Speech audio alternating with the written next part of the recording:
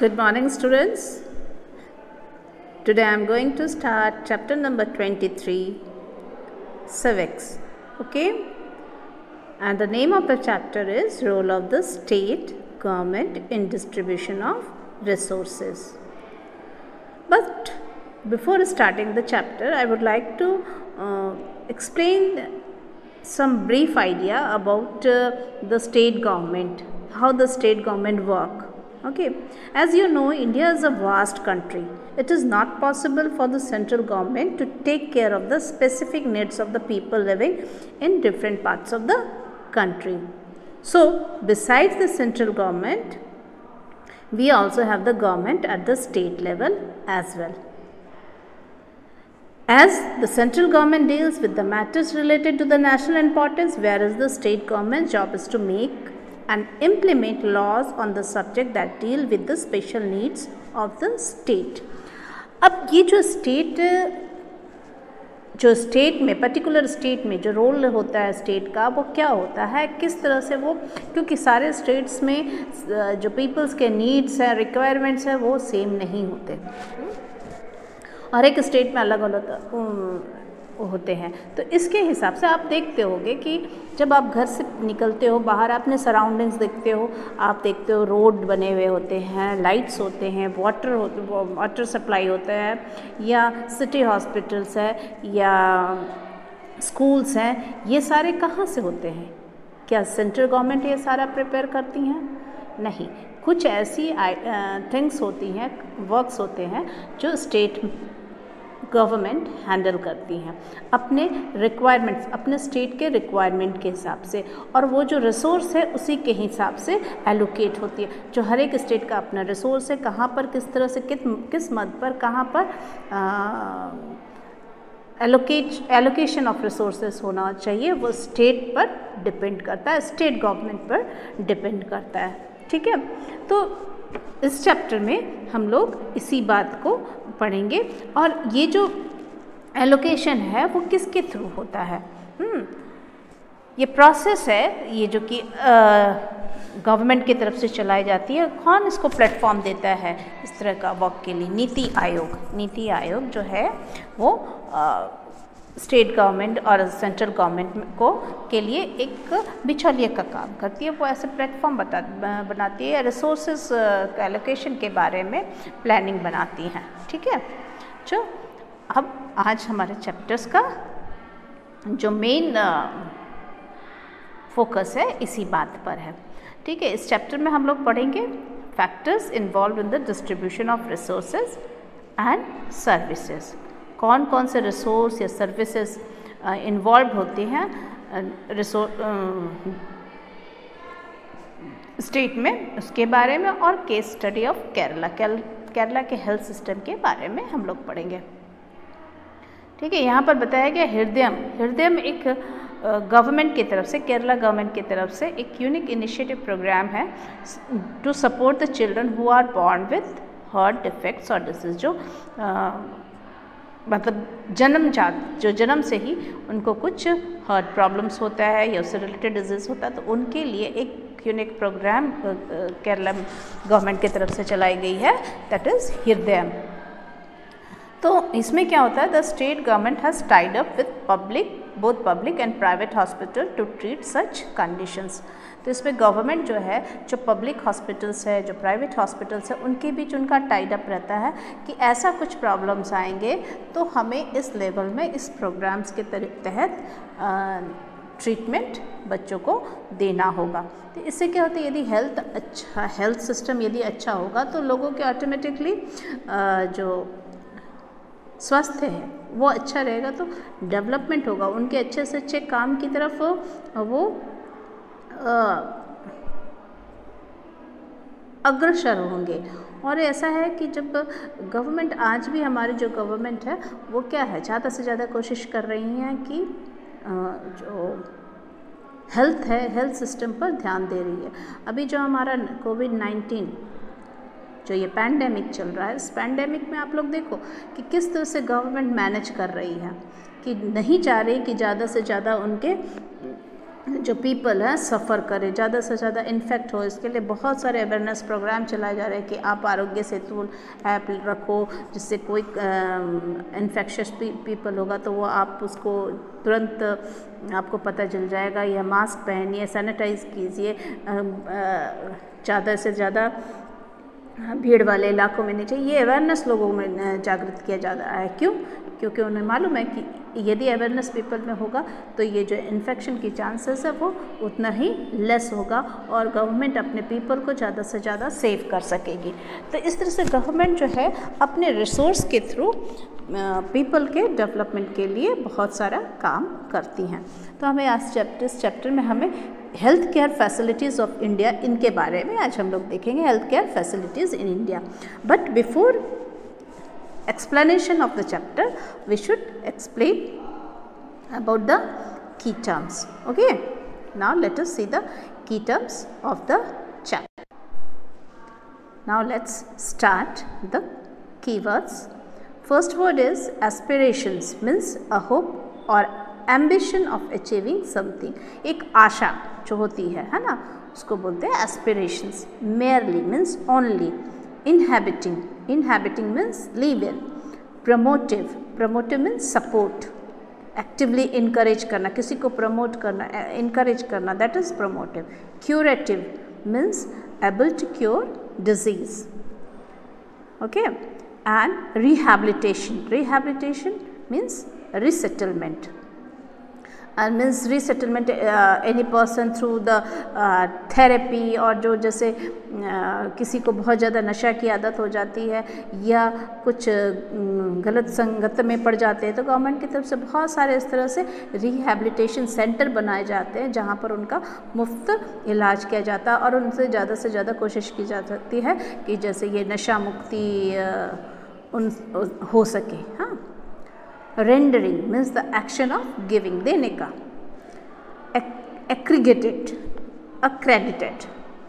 accredited means granted. Next, maternal means relating to a mother. Next, communicable means able to be transmitted from one sufferer to other.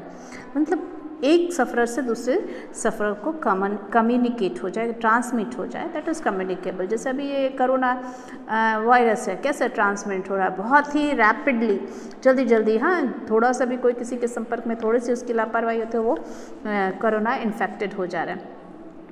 फिर outreach means exceed, eradication means abolition, मतलब उनको हटाना, abolition, eradication, हटाना, remove करना। Okay, now come to the chapter. Now let us see in this picture. Can you identify the places shown in the 3 photographs? Obviously, one is the health center, second is the school, and third is the looks like a mandi, है ना, मंडी दिख रही है। How do you think state government involve in the running of this places? कैसे तुम सोच सकते, देखो पब्लिक हेल्थ सिस्टम है तो गवर्नमेंट कैसे इन्वॉल्व कर इसमें होती है, या जो स्कूल्स चलते हैं गवर्नमेंट की तरफ से वो किस तरह से वर्क करते हैं, या यहाँ पर जो अनाज बेचने के लिए जो मंडी में आते हैं वो उससे कैसे सरकार मंडी से अनाज खरीदती हैं, तो इसके बारे में you have to think. Can you find way to link health services is one of this photographs. अब इसमें से हेल्थ सर्विसेज जहाँ पर दी जा रही है वो आपको ईजिली यू कैन आइडेंटिफाई। अब लेकिन ये हेल्थ सर्विस कैसे प्रोवाइड होती है, कैसे गवर्नमेंट की तरफ से वर्क्स होता है, क्या उसके अंतर्गत आते हैं सर्विसेज जो लोगों के हेल्थ इम्प्रूवमेंट के लिए वर्क करती हैं। नाउ लेट अस सी। सबसे पहले हमें ये देखना है कि रिसोर्स क्या है, रिसोर्स का एलोकेशन कैसे होता है। देखो, the collective wealth of a country is termed as its resources. ठीक है, अब ये resources can be natural, material and human. Naturals means जो नेचुरल रिसोर्सेज आप सभी ने पढ़ रखा है, हमारे मिनरल्स हो गए या जो लैंड, एयर, वाटर, ये सभी नेचुरल रिसोर्सेज हैं, हाँ ना। और फिर मटेरियलिस्टिक जो हमारे वेल्थ से भी रिलेटेड हो गए, रिच पर्सन वेल्थ से भी रिलेटेड हो गया, मटेरियल जो आपके आजू बाजू जो मटेरियल्स है वो रिलेटेड रिसोर्स हो गए। फिर ह्यूमन रिसोर्स, ह्यूमन मैन अपने आप में एक रिसोर्स है, क्योंकि उनके बगैर कोई भी चीज़ पॉसिबल नहीं है। तो इस तरह से रिसोर्स को 3 भाग में बांट दिया गया, natural, material and human. The primary function of any government is to make assessment of the available resources. सबसे पहले इनका काम क्या होता है गवर्नमेंट का, कि जो रिसोर्स अवेलेबल रिसोर्सेज उसको एनालाइज करें और फिर उसके बाद इफेक्टिवली प्लान करें, use for the welfare of the citizen of the country. इस तरह से प्लान करें कि वो जो सिटीजन है उनके लिए प्रॉपर हो। Just there is a division of power between the central and state governments in India, there also exists a system for a division of national and state resources। जिस तरह से जो पावर का distribution है central और state में अलग अलग है, उसी तरह से जो रिसोर्सेज हैं इसी तरह दो आपस में डिवाइड है, नेशनल रिसोर्स और स्टेट रिसोर्स मीन्स उनके डिवीज़न किए हुए हैं। A crucial activity of state governments is therefore to engage in resource planning and resource allocation। तो जो गवर्नमेंट का जो गवर्नेंस जो एक्टिविटी होती है स्टेट गवर्नमेंट का, वो क्या होता है उनके लिए बहुत इम्पॉर्टेंट होता है, बहुत कि रिसोर्स का प्लानिंग करना और रिसोर्स को किस तरह से एलोकेट करना, हर एक मद में किस तरह से उनको बांटना, and would suit the needs of the people that state, जो कि उसके स्टेट में रहने वाले पीपल के नीड्स को पूरा कर सके। ये नहीं कि हमारे पास जैसे रिसोर्स है बहुत ज़्यादा मात्रा में वाटर है, तो वाटर एलोकेशन कैसे करना है, तो वाटर एलोकेशन क्या है कि सिर्फ वाटर से ही सारा काम होगा, नहीं हो सकता है कि उसके अलावा हमें कुछ और चीज़ की ज़रूरत होती है। हाँ, तो उनका उस तरह से प्रॉपर एलोकेशन होना चाहिए। अब now the factors involve in distribution of resources and services. कौन कौन से फैक्टर्स इन्वॉल्व होते हैं distribution of resources and services में? Let us see. Earlier the state governments carried the process of resource analysis and its allocation through the planning commission. Government जो थी पहले planning commission होती थी रिसोर्स एलोकेशन के लिए, लेकिन 2015 में the government of India constituted the नीति आयोग और the national institution for the transforming India. इसकी रिप्लेस किया प्लानिंग कमीशन की जगह पर नीति आयोग का। This was done in order to serve the needs of the aspiration of the people in India in a better manner. इसका इसलिए गठन हुआ कि जो लोगों की आशा है, जो एस्पिरेशंस हैं, वो बेटर मैनर में पूरा किया जा सके। द नीति Aayog acts the platform of the government of India to bring its states to act together national interest and thereby fosters cooperative federalism. NITI Aayog का क्या काम कि acts as a platform of the government of India. Government of India की तरफ से ये एक platform दिया गया स्टेट के लिए कि वो कोऑपरेटिव फेडरलिज्म के थ्रू वर्क को और ज़्यादा फोस्टर्स मतलब उसको गति दे सके। Okay, now let us see the recommendation made for the utilisation of the available resources are taken into account by the council of ministers. जो रिसोर्सेज है उसका रिकमेंडेशन में जो लिया जाता है वो काउंसिल ऑफ मिनिस्टर्स की तरफ लिया जाता है before deciding upon the manner of resource allocation. Based on the discussion the council of ministers makes proposals in the form of bill and put them before the assembly.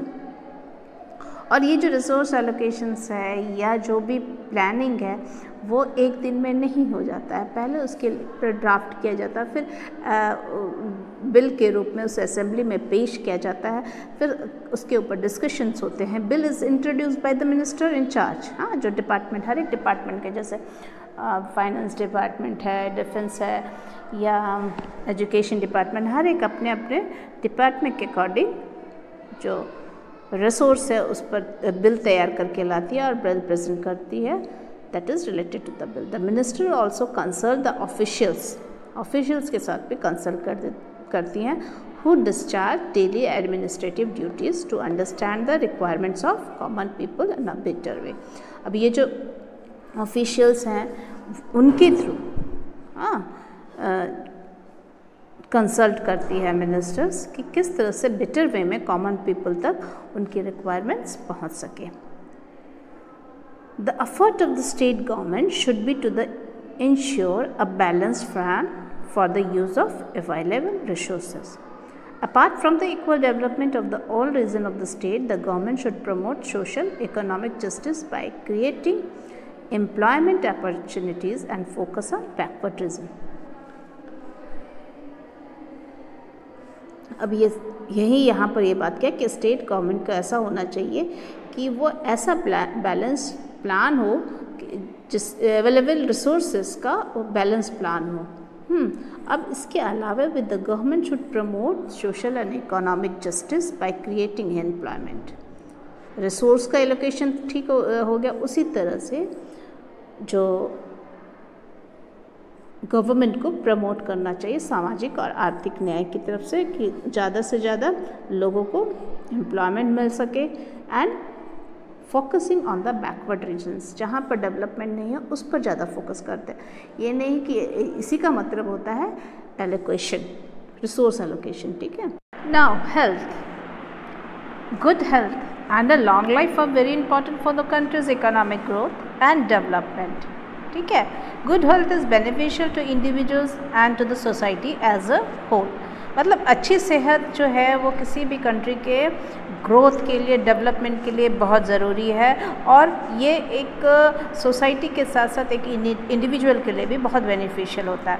It enables us to save our resources which otherwise would have been spent only on treatment of illnesses. और इससे भी क्या होता है, जो हमारे जो treatment और इलनेस में हम अपना ज़्यादा से ज़्यादा रिसोर्स को खर्च कर दें, हमारे पास जो मटेरियल से जो हमारे पास आमदनी है उस पर खर्च कर दें, तो ये तो सही नहीं होगा किसी भी डेवलपमेंट, हम उसी में परेशान और हैरान रहें तो ये जो है वो किसी कंट्री के ग्रोथ के लिए बहुत ही हानिकारक होती है।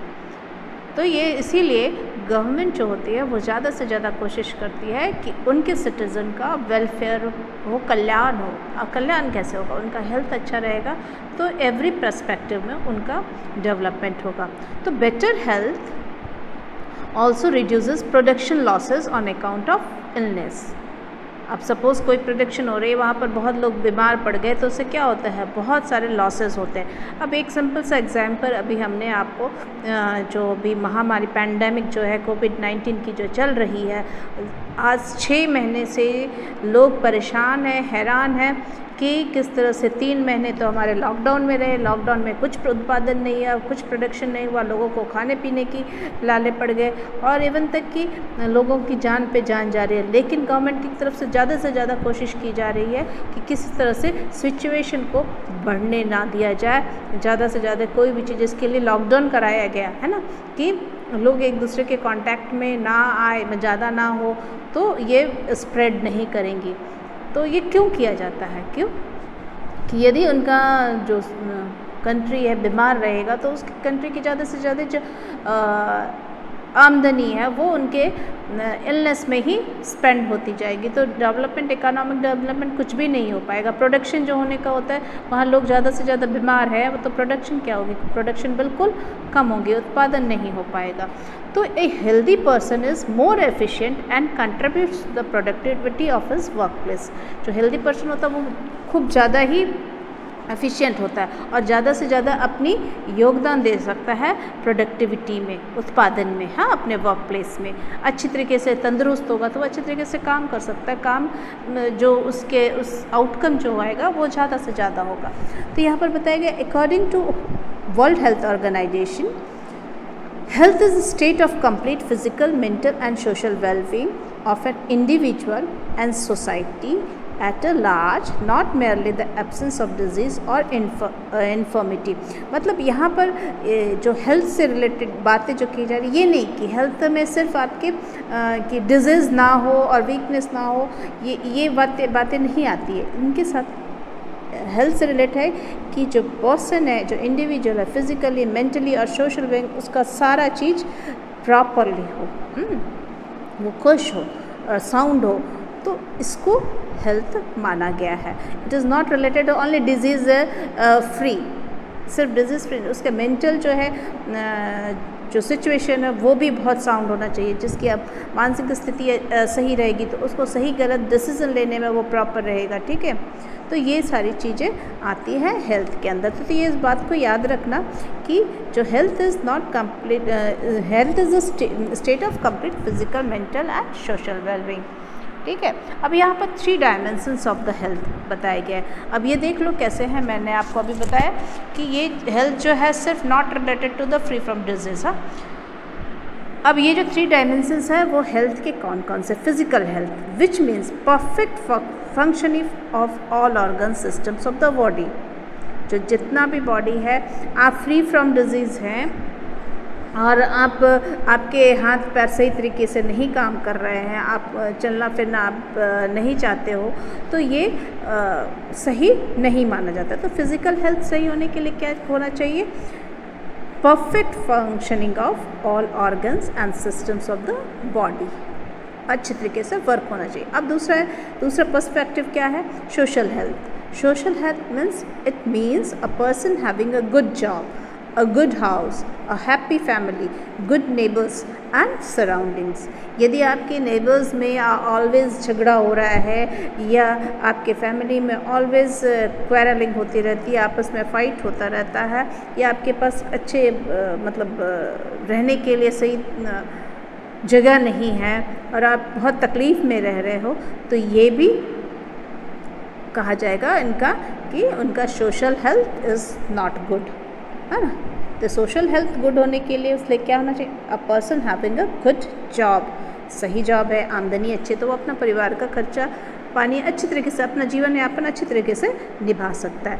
अब थर्ड पर्सपेक्टिव क्या है? Mental health. Mental health means this means a state of harmony and balance between the individual and in her surroundings.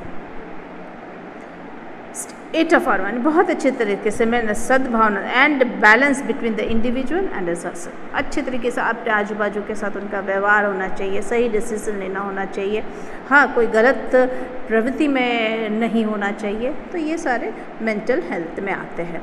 तो health is not related only the disease free, but it should be also like a physical, good physical health, social health and mental health. Now health care facilities in India. अब हम लोग यहाँ पर India में health care facilities के लिए क्या क्या प्रोविजंस हैं या गवर्नमेंट की तरफ से क्या स्टेप्स लिए गए हैं, ये सारी बातें हम लोग अभी देखेंगे। In India 2 types of health care facilities are available to its people. अब कौन कौन से फैसिलिटीज़ हैं? First, public health care facilities and second is private health care facilities. ये बहुत इंपॉर्टेंट है, इन दोनों में अंतर आपको समझना आना चाहिए। पब्लिक हेल्थ केयर फैसिलिटीज़ क्या है? That is run by the government. The government of India runs a number of hospitals and health center across the country, spread across both urban and rural areas. दोनों जगह में वो चलाती है। These are established with the help of money from taxes that the citizen of the country pay. The public healthcare facilities include quality healthcare services at either free at very low cost. This is done so that the even poor people can have access to quality medical treatment.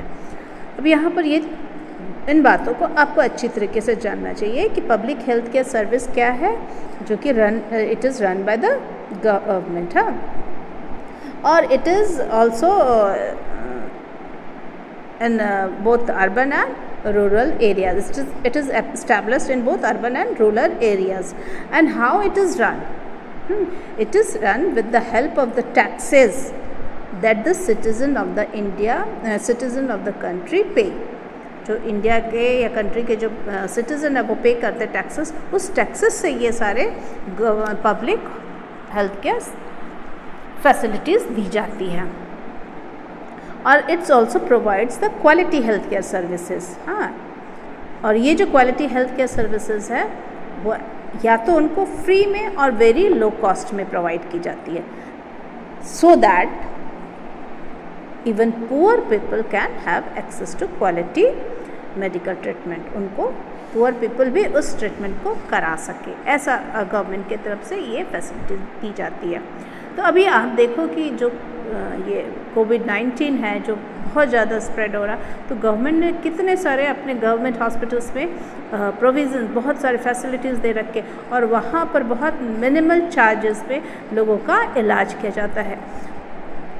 Virus जो public है, जो private है, private में वहाँ पर लोग जाते हैं लेकिन वहाँ पर बहुत ज़्यादा ट्रीटमेंट पर उसमें पैसे खर्च होते हैं। तो यहाँ पर हम लोग प्राइवेट हेल्थ केयर फैसिलिटीज़ के बारे में देखेंगे। That is the a large number of hospitals and nursing homes are privately owned. ठीक है, जो privately for the individual profits उसके लिए वो ओपन किए जाते हैं, उसको प्राइवेट हेल्थ केयर सर्विस कहते हैं। अ large number of doctor also have private practices. उनमें जो डॉक्टर्स होते हैं वो प्राइवेट प्रैक्टिस करते हैं। These services are available in both urban and rural areas. दोनों एरियाज़ में ये फैसिलिटीज़ होती है।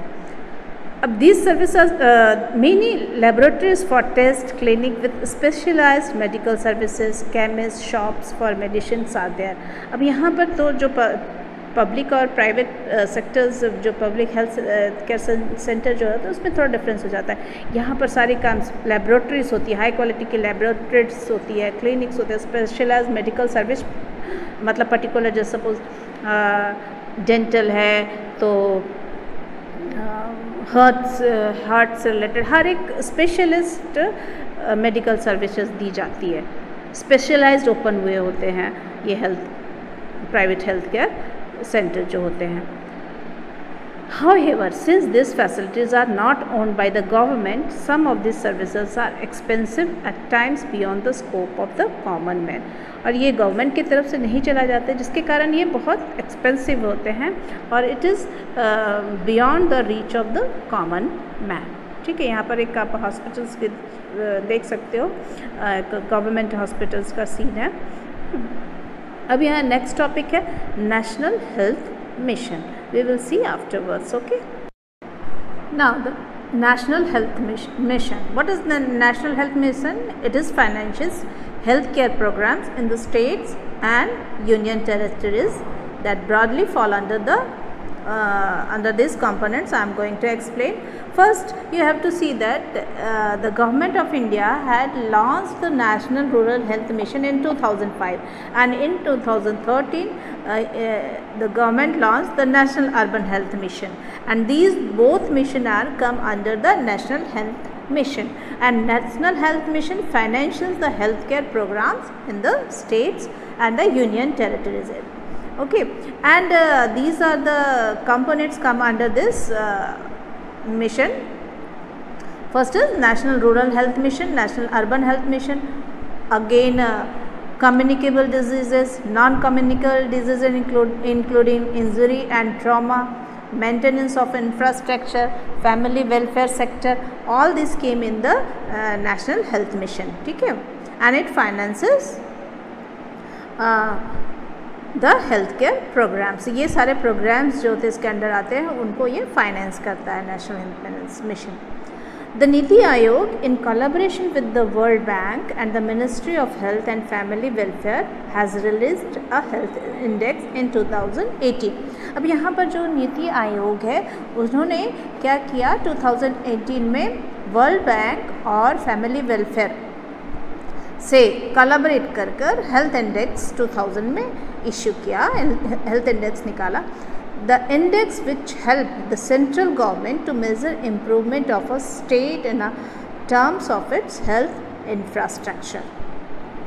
अब ये जो इंडेक्स का क्या काम है, इस इंडेक्स से क्या होता है कि गवर्नमेंट को पता चल जाता है, सेंट्रल गवर्नमेंट में, कि किस मेजर में हमें हेल्थ इंफ्रास्ट्रक्चर को अपग्रेड करना, चेंज करना, and would be link to incentives under the national health Mission, और फिर उसको नेशनल हेल्थ मिशन के साथ लिंक करती है, फाइनेंस कराती है, ये चलता है.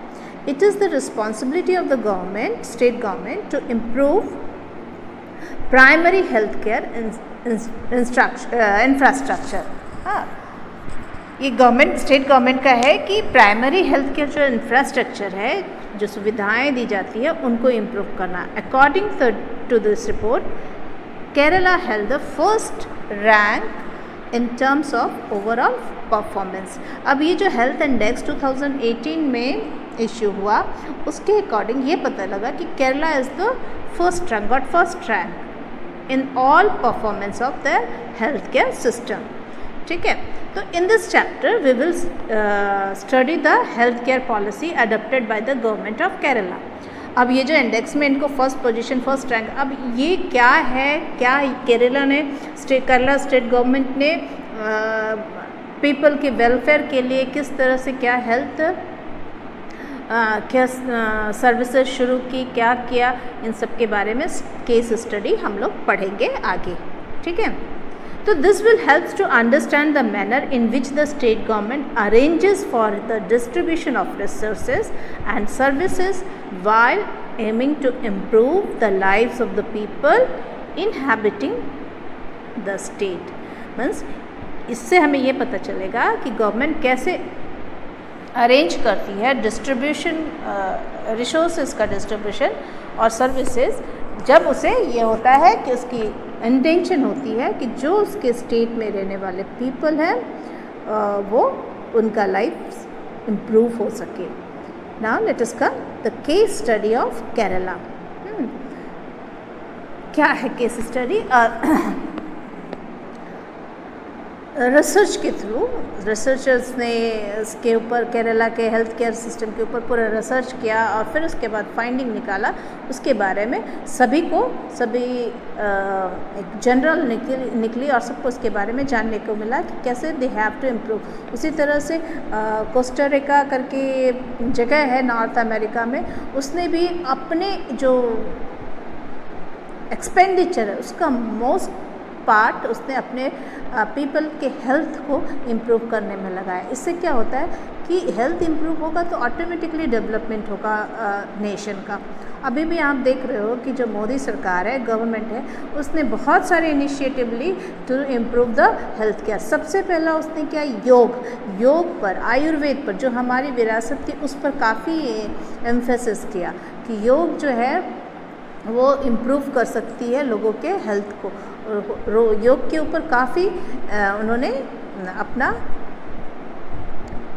ध्यान केंद्रित करवाया, लोगों को उसके ऊपर ध्यान दिया और ऑल ओवर वर्ल्ड में ये योग प्रचलित हुआ. ठीक है, अब यहाँ पर देखो, the directorate of health services administered by the government of Kerala.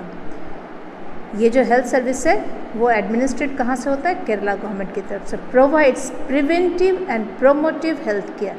Preventive means किस तरह से बचाव किया जा सकता है, एंड प्रोमोटिव किस तरह से उसको प्रोत्साहन दिया जाए health care, in addition to the routine curative services, जो क्योर होने की जो services, and rehabilitation aspects of health care. इस activities include the establishment and maintenance of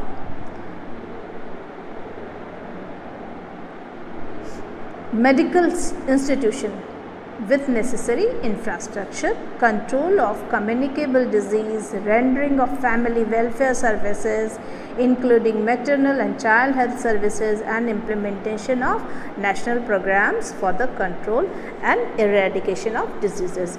तो ये जो है इस एक्टिविटीज़ के अंतर्गत जो केरला गवर्नमेंट की तरफ से हेल्थ सर्विसेज जो प्रोवाइड की गई, उसमें इंफ्रास्ट्रक्चर पर बहुत ध्यान दिया गया.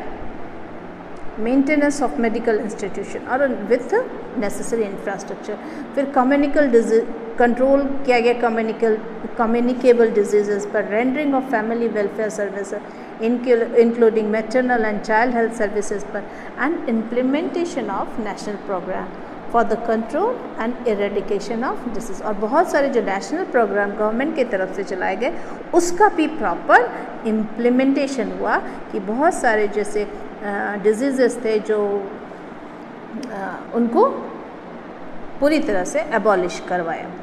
Some of the community health care programs already in place in Kerala are national program for control blindness, और बहुत सारे कम्युनिटी प्रोग्राम जो है वो नेशनल प्रोग्राम के तौर पर चल रहे हैं, जैसे control of blindness, national tuberculosis control programme, national leprosy eradication programme and mental health programme. हाँ, मतलब नेशनल लेवल पर भी बहुत सारे प्रोग्राम्स चल रहे हैं वहाँ पर, और बहुत सारे कम्युनिटी लेवल पर प्रोग्राम पर चल रहा है। The state has been able to initiate many programs that match the key performance area financed by the National Rural Health Mission and National Urban Health Mission, two branches of National Health Mission. अब ये जो two branches है, एक national rural health mission and national urban health mission which run by the national health mission, उसके द्वारा बहुत सारे programme initiate कराए गए। अब यहाँ पर some of the national health mission programmes in Kerala, जो national health mission programme Kerala में चलाए गए उसके बारे में जानकारी दी गई है। First, priority is given to the upgradation of the health infrastructure in rural and urban areas. Health infrastructure जैसे सारे इक्विपमेंट्स हैं, टेस्ट लैब है, फैसिलिटीज़ है, या बड़ी बड़ी मशीन्स है जिसके थ्रू टेस्टिंग होती है, वो इंफ्रास्ट्रक्चर को रूरल और अर्बन एरियाज़ पे प्रायोरिटी दी गई उसको अपग्रेड करने का। इन Kerala NRHM finding has made it possible to upgrade community health centers and other medical institutions. Upgradation of general hospitals, district hospital, taluka hospitals and other institutions have also taken place. तो यहाँ पर हम देखते हैं कि सबसे पहले उन्होंने केरला जो हेल्थ केयर मिशन है, नेशनल हेल्थ मिशन है, उसमें सबसे पहले किस बात को ध्यान दिया गया कि जो हेल्थ इंफ्रास्ट्रक्चर है उसको अपग्रेड किया गया। फिर a special school health programme has been launched which will eventually cover all the government and government aided school health programme चलाए गए, लॉन्च किए गए गवर्नमेंट और गवर्नमेंट एडेड स्कूल में। The programme aims to develop healthy and informed adult human beings by promoting physical and mental health through childhood and adolescence.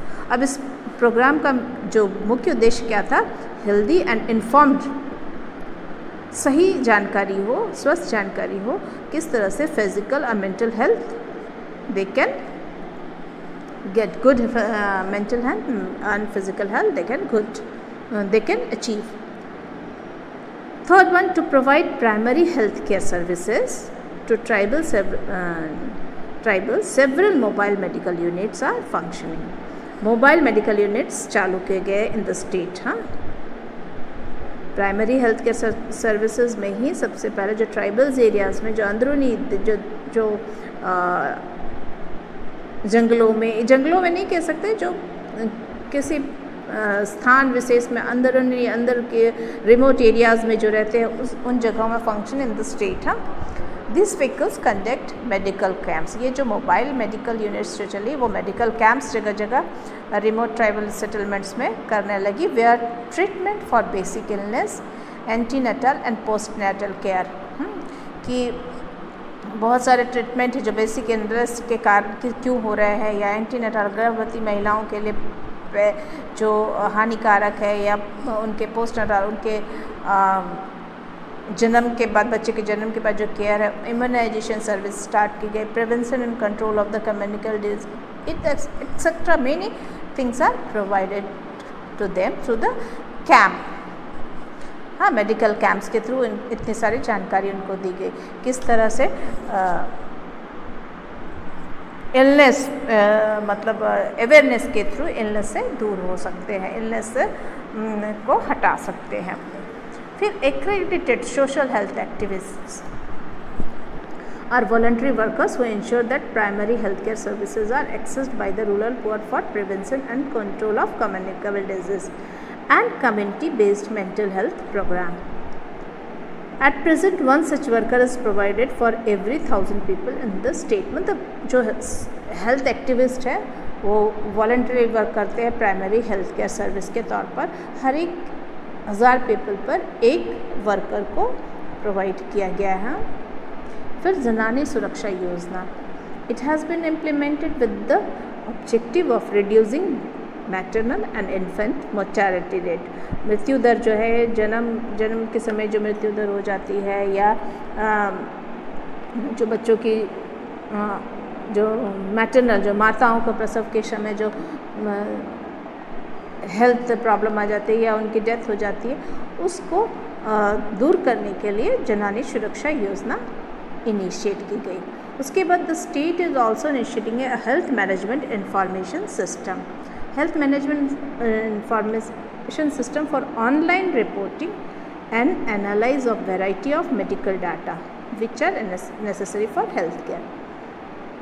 अब ये जो है हेल्थ मैनेजमेंट इंफॉर्मेशन सिस्टम है, इसमें क्या है, online reporting and analyse of medical data के through सारे ऑनलाइन जो रिपोर्ट तैयार की जाती है, जो कि हेल्थ केयर के लिए बहुत इम्पॉर्टेंट है। यदि डाटा करेक्ट होगा तो गवर्नमेंट को इस तरह पता चल सकता है कि किसके कारण ये जो इलनेस है या डिजीज़ है स्प्रेड हो रही है, या कम्युनिकेबल डिजीज स्प्रेड हो रही है, तो दे कैन टेक इनिशिएटिव। फिर to improve the immunisation status of the state, immunisation को बढ़ाने के लिए स्टेट में outreach camps have been identified to organise, बहुत सारे कैंप्स लगाए गए।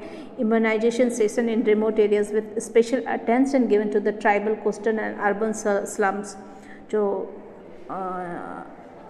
ट्राइबल्स एरियाज़ में या कोस्टल एरियाज़ में या जो स्लम्स में रहते हैं, उनकी इम्यूनाइजेशन कैसे बढ़ाई जाए, इस पर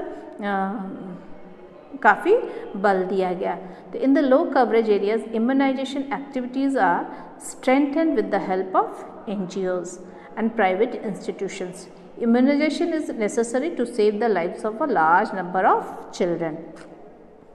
इससे क्या होता है, इम्यूनाइजेशन से तो इम्यूनाइजेशन उनको सही टीका लगेगा समय से, कई टीकाकरण प्रोग्राम चलाए गए, तो इससे क्या होता है, बहुत नंबर ऑफ पीपल्स को सेव किया जा सकता है।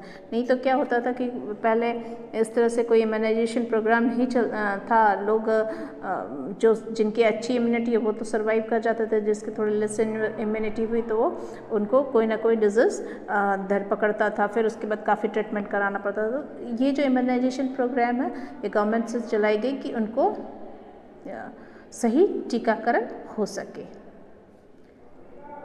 Now the connect to the world. The United Nations organization has adopted certain sustainable development goals, one of which is good health and well-being. बहुत सारे सस्टेनेबल डेवलपमेंट गोल्स गवर्नमेंट ने चलाए हैं, उसमें से एक है गुड हेल्थ एंड वेलबींग। और गुड हेल्थ किसमें, goal aim to ensure health lives and promote wellbeing for all the ages. तो the initiative covers various health challenges faced by human beings across the world, namely productive maternal, infant and child health, and infectious disease and non-communicable disease। मतलब ये जो sustainable development goal जो government के United nation organisation की तरफ से चलाए गए हैं, this goals aims to ensure healthy lifes and promote well being for all at all ages. अब इसके लिए उनको क्या करना, वो सारी चीज़ें जैसे उसके ऊपर इनिशिएटिव ली गई, जैसे कि reproductive, maternal, infant, child health, infectious disease and non communicable diseases. अब देखो वर्ल्ड हेल्थ ऑर्गेनाइजेशन इसी के लिए सेटअप किया गया। अब ये वर्ल्ड हेल्थ ऑर्गेनाइजेशन कहीं भी कोई ऐसे इन्फेक्शियस डिजीज या कम्युनिकेबल डिजीज होती है तो उसके ऊपर वो तुरंत इनिशिएट लेते हैं, और फिर उसके बाद लोगों को किस तरह से मतलब अपने लाइफ स्टाइल को रखना है, they also suggest them. Okay, now in this way उसके बाद another goal adapted by the UN is clean water and sanitation. और हमने देखा है कि बहुत सारे डिजीज़ जो हैं वाटर बॉर्न डिजीज़ होते हैं, तो यहाँ पर यूएन ने और दूसरी बातों पर जोर दिया है, वो है clean water and sanitation. It aims to achieve social and economic development by addressing concern of water scarcity and wastage of water. Proper management of water supplies and sanitation facilitates, it's outlined as a path to achieving this goal. Okay, तो clean water and sanitation के ऊपर काफ़ी जोर देकर health improvement की बात की गई है। Now in this way your chapter is over. You have to read the chapter properly once again. It might be a little difficult, but if you read 2 or 3 times, you can get it. Okay. Now write the question answer, which I am going to explain in the next video. Thank you students. Bye bye.